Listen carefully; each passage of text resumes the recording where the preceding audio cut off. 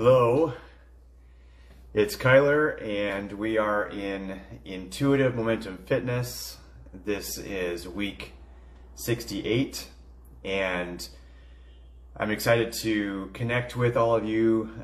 Quite a few have joined in the last few days and I'm excited to continue talking about an intuitive approach to fitness. One that utilizes momentum to keep moving in a positive direction, an ever improving direction, and then the next 3 days we will have our live webinar. Hey Catherine, glad that you're here. So yeah, next 3 days we'll have our live webinar. And we'll be talking about elements of what it means to be empathic, what it means to have experienced trauma, because usually very empathic people have experienced trauma. So how does trauma affect health and fitness? And we'll be focusing on that day one. How does trauma and empathy affect health and fitness and energy and all of that. And then day two, hey Brianna, good to see you.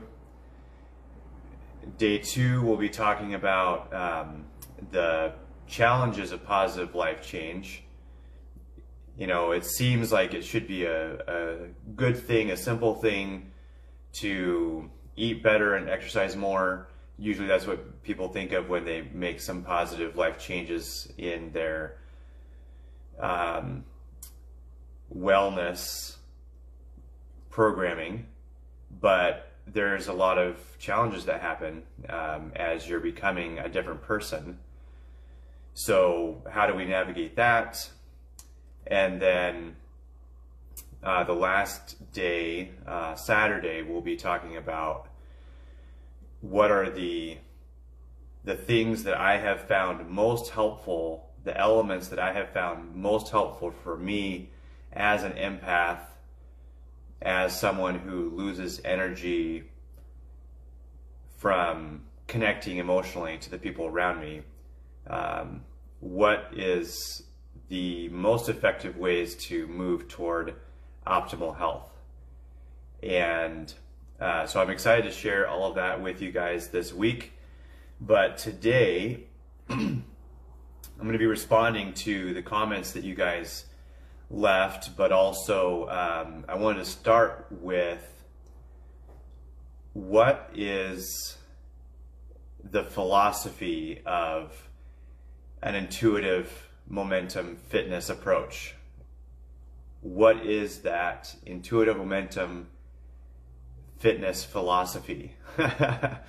And it's something that I have developed, and I'm sure I'm not the only one, but these are like 7 things that I have come to strongly believe based on my experience in my healing journey.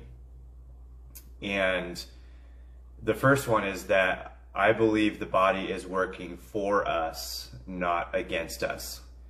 A lot of times the language around health and nutrition and exercise and all of that is that you're like trying to trick your body into losing weight or getting stronger or getting healthier or whatever, as if the body is conspiring against you. And everything in my experience has showed me that the body is always working for me, not against me. And that goes with number 2. I believe the body is brilliant in ways we may never understand. So it has innate wisdom. Hey Lori, glad you're here. Thanks for joining us. So the number 2 is I believe the body is brilliant in ways we may never understand. So honoring the body as a source of wisdom for us. And then number 3, I believe the body is always seeking optimal health. It's always trying to be as healthy as possible. That's its goal. It is trying to give you the best function of your body possible. I believe that's wired into it. And then number 4, I believe the body is always doing the very best it can with the resources it has. So at any given moment, the body is dealing with toxins, with stress, with whatever you're eating, with overuse or underuse of your limbs and muscles. And I believe that the body is always in optimal health under the circumstances. And so the reason we are not always at optimal health is because of the things that we're doing that kind of neglect the body, that doesn't optimize its performance, that doesn't support it in the best ways. So leading into number 5, I don't fix my body, I support it, because my body will heal itself if I support it in all the ways that I can think of to support it. And then number 6, I listen to my body and I let its feedback guide me. So this is the honoring of the body mindset, where instead of taking something to make my body do something, whether that's, have more energy or get stronger or lose weight or whatever, instead of forcing my body to do something, listening to it, honoring its feedback, knowing that I will get healthier and stronger as I do things that support my body, that cause my body to feel better. And then 7 is I slowly replace unhelpful patterns and habits with helpful ones. So this approach to health and wellness is not a 6-week or 8-week or 12-week thing. It's a ongoing, lifelong investment. And the patterns and habits that make up my life are either supporting my health or working against it.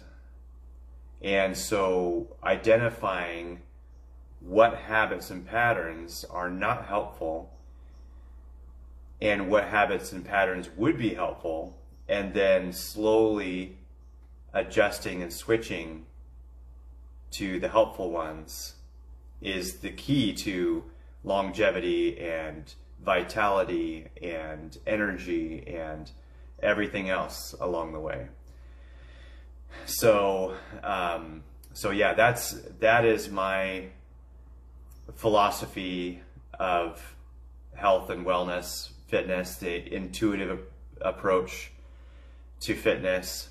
So I'll read that again real quick. 7 points. First, I believe the body is working for us, not against us. 2, I believe the body is brilliant in ways we may never understand.